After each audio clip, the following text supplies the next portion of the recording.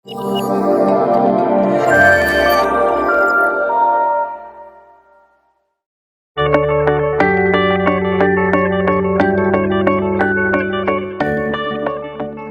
datang di kelas Literasi Kesehatan Mental atau perkuliahan mengenai kesehatan mental. Saya akan men-sharing mengenai kesehatan mental. Sebelum masuk pada materi pertemuan pertama, saya akan menjelaskan atau saya akan memberikan informasi apa sih yang akan diterima oleh peserta pada kelas ini, ya. Nah, kelas ini bertujuan untuk memberikan wawasan mengenai kesehatan mental. Ada 4 sebenarnya tujuan utama ataupun kompetensi utama yang akan dicapai oleh peserta di akhir perkuliahan atau kelas ini. Yang pertama, di akhir kelas ini peserta akan mampu membedakan kondisi kesehatan seseorang gitu ya, jika ditinjau dari konsep sehat dan sakit. Yang kedua, peserta akan mampu mendefinisikan gangguan mental, kemudian mampu mengidentifikasi secara konseptual apa saja bentuk gangguan mental dan ciri-cirinya. Dan yang ketiga, peserta akan mampu memahami peran keluarga dalam kesehatan mental ya, dalam mendukung ataupun dalam mendorong tercapainya sehat mental. Dan yang keempat, kita akan sama-sama mengulas mengenai alur bantuan. Jadi apa saja yang bisa kita lakukan ketika kita menemui atau berhadapan dengan orang yang mengalami masalah mental atau masalah psikologis. Oke, pada pertemuan pertama kita akan membahas mengenai konsep sehat dan konsep sakit dalam kesehatan mental ya. Secara garis besar ini outline pertemuan yang pertama, jadi kita akan membahas mengenai konsep sehat, apa itu yang dimaksud sebagai sehat, kemudian kita akan mengulas mengenai komponen utama sehat, kemudian kita akan melihat bersama-sama definisi dari sakit, kemudian apa itu kesehatan mental, dan apa itu ciri sehat mental. Nah, ini adalah konsep sehat menurut WHO ya.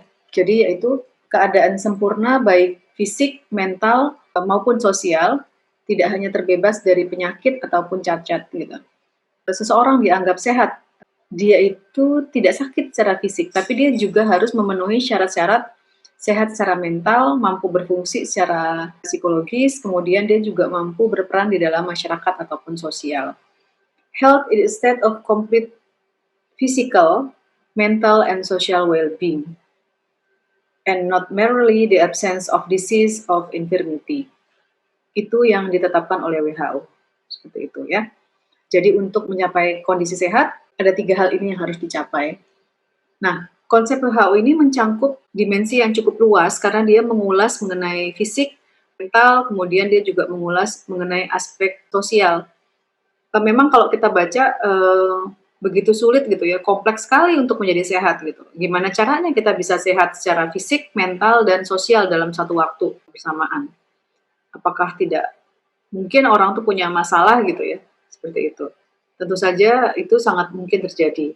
Nah, namun konsep yang ditetapkan oleh WHO itu adalah konsep yang ideal, istilahnya cukup kompleks gitu ya, dan inginnya orang itu terdorong untuk mencapai kondisi sehat. Nah, konsep sehat dan sakit dalam tentang yang sifatnya kontinuum. Jadi sehat dan sakit itu bukanlah suatu kondisi yang terpisah gitu dalam fase kehidupan seseorang. Itu merupakan suatu kontinuum. Jadi mungkin saja ketika pada suatu saat seseorang itu dalam kondisi sehat dan pada tahap selanjutnya atau fase kehidupan dia yang lain dia mengalami kondisi sakit. Jadi bisa dinamis sifatnya gitu ya. Seperti itu. Nah, konsep sehat sakit berada dalam suatu kontinuum menunjukkan bahwa kita itu atau seseorang mungkin saja melakukan usaha-usaha untuk mencapai kondisi sehat. Dan sebaliknya, bisa saja ada kondisi-kondisi lain yang menurunkan kesempatan seseorang untuk menjadi sehat sehingga dia lebih rentan menjadi sakit. Gitu. Nah, jika kita lihat definisi sehat menurut Undang-Undang Kesehatan tahun 1992 ini, nomor 23 ini, sehat itu adalah suatu kondisi sejahtera dari badan, dari jiwa, dan dari sosial yang memungkinkan setiap orang hidup produktif secara sosial dan secara ekonomis. Sebenarnya kalau kita bandingkan dengan definisi WHO nggak terlalu berbeda ini ya, karena ada mencakup 3 hal juga atau 3 aspek. yaitu aspek jasmani, aspek rohani, dan aspek sosial gitu.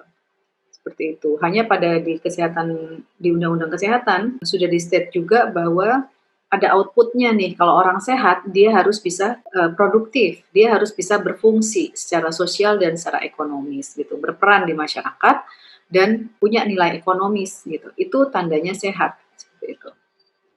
Nah, ada 4 dimensi ya dari sehat itu sendiri. Yang pertama dimensi sehat jasmani, yang kedua sehat mental, sehat spiritual, dan sehat sosial. Sehat jasmani seperti yang saya singgung sebelumnya, seseorang memiliki kondisi fisik yang sehat, bebas dari penyakit, seperti itu. Mungkin saja pada suatu waktu bisa saja kan kita mengalami sakit gitu ya dalam kadar yang ringan maupun yang berat, tetapi ketika dalam kondisi yang dinyatakan sebagai sehat, kita sedang bebas dari sebuah atau suatu penyakit gitu. Kemudian yang kedua, sehat mental. Seseorang sehat secara mental, satu cirinya adalah dia mampu menjalankan fungsi psikologis dengan baik. Misalkan fungsi berpikir, fungsi emosi gitu ya, atau fungsi merasakan. Mampu mempersepsi dengan tepat, jadi kalau ada informasi dia bisa menangkap dengan tepat dan memahami informasi itu sesuai dengan yang disampaikan atau sesuai dengan yang didengar, tidak ada bias, tidak ada distorsi ataupun tidak ada kesalahan dalam menangkap informasi atau memahami informasi. Kemudian yang selanjutnya satunya tadi saya jelaskan mampu berfungsi secara emosi ya, tepat dalam memahami emosi ataupun bereaksi secara emosi, mengekspresikan emosi, misalkan ketika marah tidak meledak-ledak gitu ya, sesuailah kadarnya gitu ya, atau porsinya sesuai seperti itu. Kemudian yang ketiga adalah sehat spiritual, punya faith atau punya keyakinan gitu ya, tidak harus selalu terkait dengan agama sebenarnya kalau spiritual ini atau ritual keagamaan. Meskipun di Indonesia kita cukup erat dikaitkan dengan kalau udah ngomong spiritual berarti itu erat kaitannya dengan agama kalau di Indonesia gitu ya. Tapi sebenarnya maksudnya bukan seperti itu. Jadi kita punya keyakinan, punya percaya gitu, ada sesuatu yang lebih besar gitu misalkan ya. Kemudian yang keempat, sehat sosial. Jadi seseorang dianggap sehat, salah satu dimensinya adalah dia mampu berfungsi secara sosial, punya peran di masyarakat dan mampu menjalankan peran tersebut. Hal kecil saja ya, peran kecil saja di rumah misalkan gitu ya. Dalam lingkungan yang sangat kecil saja kita sudah punya peran, misalkan peran sebagai anak, peran sebagai suami yang sudah menikah atau sebagai istri gitu ya, atau peran sebagai pasangan. Nah, ketika seseorang sehat secara sosial, dia mampu mengikuti norma, dia mampu menyesuaikan diri dengan lingkungan sosial yang dimasukinya. Oke. Nah, selanjutnya coba kita lihat apa sih itu sakit gitu ya. Oke. Sakit sendiri adalah suatu keadaan yang tidak menyenangkan yang dialami atau menimpa seseorang sehingga menimbulkan gangguan aktivitas sehari-hari biasanya yang paling mudah dilihat gitu ya, baik itu aktivitas jasmani, rohani maupun sosial. Itu menurut Perkins ya. Nah, sakit sebagai suatu keadaan dari badan atau sebagian dari organ badan di mana fungsinya menyimpang atau terganggu gitu. Nah, definisi yang kedua itu sakit dipandang dari sisi fisik ya atau sisi jasmani gitu. Seperti itu. Jadi bisa kita lihat kalau sehat itu tidak terganggu fungsinya, sakit ada indikasi dia terganggu secara fungsi gitu ya. Oke.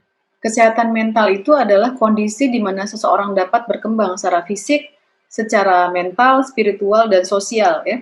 Kalau kita lihat di sini tetap ada 4 aspek tersebut, ada aspek fisik, aspek mental, spiritual, dan sosial. Sehingga seseorang mampu ketika dia sehat mental ya, seseorang itu atau individu mampu menyadari kemampuan sendiri, kemudian mampu mengatasi tekanan, dapat bekerja secara produktif, dan mampu memberikan kontribusi untuk komunitas gitu.